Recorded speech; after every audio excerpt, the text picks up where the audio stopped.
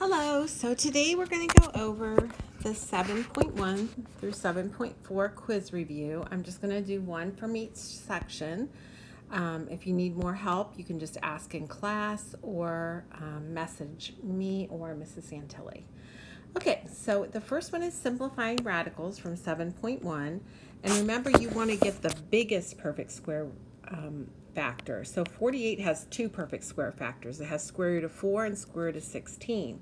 But you want the biggest one. So square root of 16 times square root of 3. That equals square root of 48. And then the square root of 16 gets out of the radical as a 4. And the 3 has to stay in. So you have 4 radical 3. In the next section, you multiply and then simplify. So we're going to look at the last problem, 6 square root of 2 times 2 square root of 12. What you need to remember here is that you can multiply the rational parts together and the irrational parts together. You can't, they have to be the same type of number to be able to multiply them. So in this case, we would do 6 times 2 is 12. That's multiplying the rational part. And then underneath the radical, we would have 2 times 12, which is 24. So now we have completed the multiplication part. Now we need to simplify. So square root of 24 only has one perfect square factor, 4.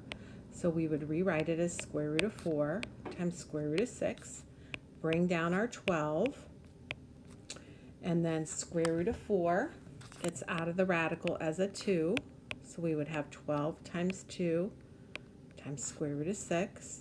Then we multiply this rational part together, 12 times 2, 24 radical 6. Okay, so that's multiplying and simplifying radicals. The other thing we did with radicals is, remember we learned that in math you can never have an irrational denominator. You can't have a radical in the denominator. So let's look at this one. So what we had to do was called rationalizing the denominator. And all we do is we're multiplying by a value of 1 that will get rid of that irrational number in the denominator. So the value of 1 we're going to multiply in this one is square root of 3 over square root of 3. So when we do that, we can multiply the denominator to get square root of 3 times square root of 3 is square root of 9, and then that equals 3. So our numerator, we can't do anything but put them side by side. So 6 square root of 3 over 3. And then we want to notice if there is any more simplifying we can do. And in this case, we can simplify 6 divided by 3 is 2. So this becomes 2 square root of 3.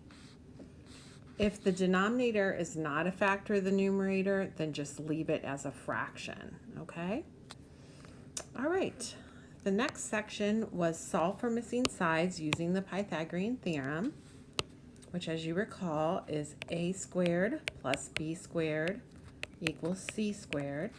A and B are the legs of the triangle, and C is always, always, always the hypotenuse. And the hypotenuse is always the longest side. It's across from the right angle. So in this first example, we are given both of the legs. So we're given both of the legs, so that's A and B. So A equals 6, B equals 11, and C is X. We're looking for the hypotenuse. So we just substitute those into the theorem, and we would have 6 squared, 6 squared plus 11 squared equals X squared. And then solving that, we would have 36 plus 121 equals X squared. And then if we add 36 and 121, we get 157 equals x squared. Now, we don't want x squared, we want x. So at this point, we're going to take the square root of both sides. And we're not just solving a quadratic equation here. If this was just an equation that had nothing to do with triangles, then we would say our answer was plus or minus square root of 157. But since this is a triangle, we only want the positive root. And 157 actually doesn't have any perfect square factors, so we're just going to go ahead and write it as a decimal rounded to the nearest tenth. So rounded to the nearest tenth, x would be approximately 12.5 centimeters. Don't forget your units, okay? All right, the next ones are two examples of, are these right triangles? Remember, we can't assume they are. We can't just be like, yeah, those look like right triangles. We have to prove it, and the way we prove it is to substitute the sides into the Pythagorean theorem, and if it comes out true, it's a right triangle. If it comes out false, it would not be. Let's do the second one. Remember, A and B don't matter. A equals 6, B equals 8. C does matter. C has to be the biggest side if we're checking to see if this is a right triangle. So this has to be C. And then we would put those into the Pythagorean theorem. 6 squared plus 8 squared. And we would be checking, so I put a question mark over my equals. We're checking to see if those equal 9 squared. If they do, then this is a right triangle. If they don't, it is not. So let's check. This is 36. 8 squared is 64. 9 squared is 81. So now we're going to add 36 and 64, and we get 100. 100 is not equal to 81, so this is not a right triangle. If this was a right triangle, it would have came out 100 equals 100, or 81 equals 81. But when it comes out two different things, that means it's not a right triangle. All right, in this next one, you are reading the situations, drawing a triangle or a picture, and then using the Pythagorean theorem to solve. Let's do A. A says, how long is the wire from the top of a 17-foot pole to a point on the ground 4 feet from the foot of the pole? So here's our pole right here, and it's 17 feet tall. This is our pole. And then there's a wire that's attached to the top of the pole, and it's going down to the ground so that it's 4 feet. So this part right here, this is the ground. There's some grass. This is 4 feet. And then what we're looking for, and here's our right angle. What we're looking for is the length of the wire. So the wire is clearly the hypotenuse. It's across from our right angle. So that means we're looking for C. So we have A and B. So A equals 4, B equals 17, and C is our unknown. Okay? You can switch your A and B too, remember. So plugging that to the Pythagorean theorem, we would have 4 squared plus 17 squared equals x squared. And then 4 squared is 16. 17 squared is 289. If we add those, we get 305. And then we want to find out what x is, so we take the square root of both sides. And again, we only want the positive root. 305. This doesn't, I don't think it has any perfect square factors, but it doesn't really matter. It wouldn't make sense for this problem. We would want to put this problem in decimal form. So if we go ahead and do the square root and round to the nearest tenth, x is approximately 17.5 feet. So the wire is only a little bit longer than the pole, like 6 inches longer. Okay? And just for a challenge on B, if you want to change your answer into, oh no, that's not the right one. Excuse me. All right, the next one is solving proportions. So if we're solving proportions, we do cross products. Cross products are always equal. So looking at this last one, if we do our cross products, oh yikes, sorry here. All right, so if we do cross products, we're going to do x minus 5 times 3, and we're going to do 4 times x minus 1. And you have to remember when you have binomials, you need to put parentheses around them so you don't forget to distribute. So this would be 4 times x minus 1 on one side. And remember, it doesn't matter which side which product's on. And 3 times the difference of x and 5 on the other side. So here's the part I highlighted in blue for cross product, and here's the part I highlighted in red. Now you're just going to cross multiply and simplify. Or I'm sorry, you're going to distribute and simplify. So this is 4x minus 4 equals 3x minus 15. So now we want to get our variables on one side, so we would subtract 3x from both sides. And we would get 1x minus 4 equals, and then this is 0. 3x minus 3x is 0. We don't need to write that down. 0 minus 15 is negative 15. And then our last step, did I go somewhere? No. Would be to add 4 to both sides. And we would get x, this is 0, we don't have to write that down, equals negative 11. So, and guys, if you have time, you would want to go ahead and plug these back in to check them. Okay. Because actually I'm looking at my answer key I made earlier, and I had x equals negative 19 for this one, which is incorrect. This is the correct one, but I did not take the time to check my answers by substituting them back in. All right, the next section, you're going to set up a proportion. I'm going to go ahead and do the second one. It says Ashley can run 6 miles in 51 minutes. How long would it take her to run 21 miles? So what you first want to do is decide how you're going to set up your proportion. What ratio are you going to use? So you can, reading this problem, you can either set it up so that miles are being compared to minutes, or you could set it up so that minutes are being compared to miles. Whichever you decide, you have to do it the same way on both sides of the proportion.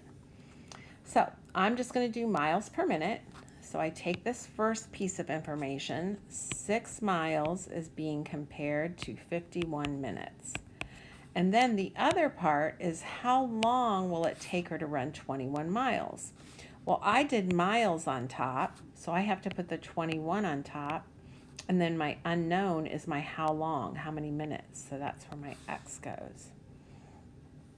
Now, I do this just like the above problem. I'm going to do cross products, and cross products are always equal. So this would be 6 times x, 6x, and 51 times 21, which is 1,071. So this is 51 times 21, 1,071, and this is my 6 times x. From here, I just need to divide both sides by 6, and when I do that, I get x is equal to 178.5. I didn't round, that's the exact answer, 178.5. Now think about the units here. The units are minutes. Would we normally say that it takes 178.5 minutes? Well, I would give you full credit for this, but if you changed it into hours and minutes and seconds, woo-wee, that would be amazing. And you would probably get a bonus. All right, the next section is similar figures. When figures are similar, that means their corresponding angles are congruent and their corresponding sides are proportional. So you have to figure out which sides correspond. So I'm going to do the triangle example, B. So if we're looking at this, the side of the small triangle that has 2x minus 5 matches up with the side of the triangle that's 9 in the other picture. So we would make that as one ratio, 2x minus 5 over 9. Then the other given side in the little triangle is 4, and that matches up within the bigger triangle, 12. So we would write that as 4 over 12.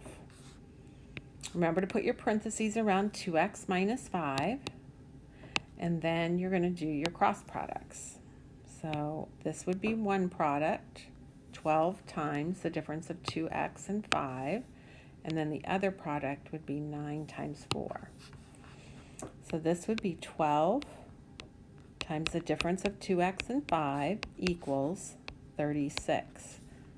So here's the one I highlighted in light blue. Here's the one I highlighted in light green. Okay? From there, we are just going to distribute and then do inverse operations to solve. So if we distribute, we get 24x minus 60 equals 36. Then to solve, we're going to add 60 to both sides to get 24x equals 96, and then divide both sides by 24 to get x equals 4. Okay? Lastly are the things we've been doing the last 2 days, which are the special rights. So we have 2 that are 30, 60, 90s and 1 that's a 45, 45, 90. I'm just going to do all 3 since this is the newest thing that we've worked on. So let's look at the first one. This is a 30, 60, 90. And we know our pattern for that is everything's based on the short leg. So the short leg is the smallest, of course. And then to get the long leg, it's always going to be equal to the short leg times square root of 3. And then hypotenuse is always going to be equal to the short leg times 2. All right, well, what happens if you're not given the short leg? In this problem, we're not given the short leg. What we're given is the hypotenuse, okay? Because remember, across from the right angle is the hypotenuse. So we're given the hypotenuse.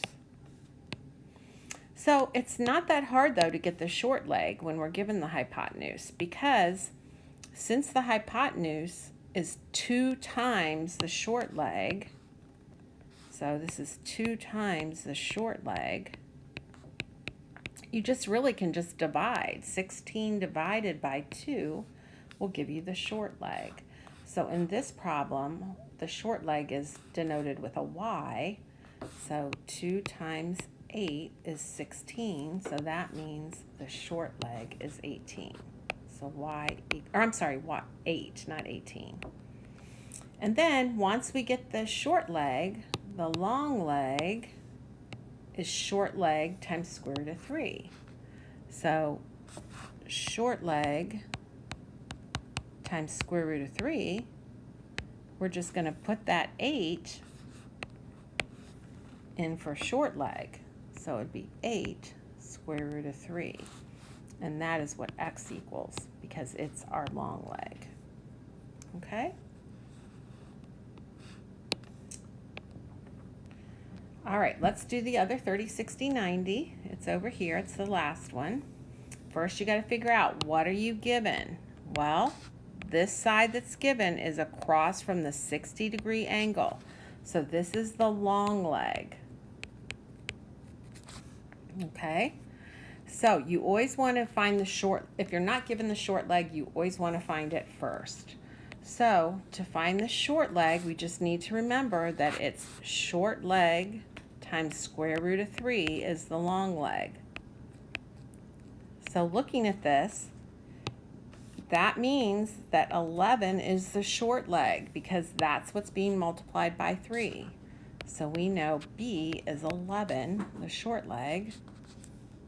And then to get the hypotenuse, which is denoted with the A, it's always 2 times short leg. And since our short leg is 11, it's just 2 times 11, 22. So short leg is 22. Long leg was given. Long leg was 11 square root of 3. And short leg is 11. All right, last one is the 45, 45, 90. And what we remember here is this is an isosceles triangle. So when we have an isosceles triangle, we know that these are equal. The reason we know it's an isosceles triangle is because these base angles are the same. And also we know that if the angles are the same, then the side opposite have to be the same. So to start off, we can say U equals V. The legs are congruent. And then we have to remember the relationship with the legs and the hypotenuse. Now there's not a short leg, long leg in these because the legs are the same. So the relationship for the hypotenuse and the legs go like this. Leg times square root of 2. That's the hypotenuse.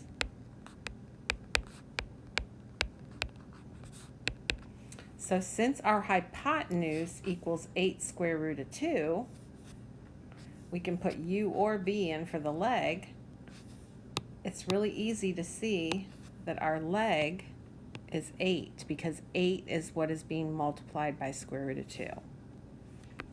Now, you could also do it by making a little equation, and you could say U or V times square root of 2 is equal to the hypotenuse, which is 8 square root of 2. And then divide both sides by square root of 2. And square root of 2's cancel out on the left, so you just have U equals. And then on the right, the square root of 2's cancel out also. So you just get U equals 8. Now, it is not necessary to go through this that I am circling right now, or I guess that I'm doing a flower around. You do not need to go through that. You can just say, hey, the hypotenuse is leg times square root of 2. This is 8 times square root of 2, so the leg's 8. You can do that. But if you like to just always have the same procedure no matter what, then doing this little equation that I just put stars by will always work, even when there's not a square root of 2 in the hypotenuse. Okay, this was probably a little fast, but you certainly can pause things or go back and rewatch them. I just wanted to go quickly to make sure that I had enough time to do one from each section. Okay, hope this helps. Let us know if you have any other questions. And answer key will be on Canvas too, that has all the problems worked out. Okay, bye-bye.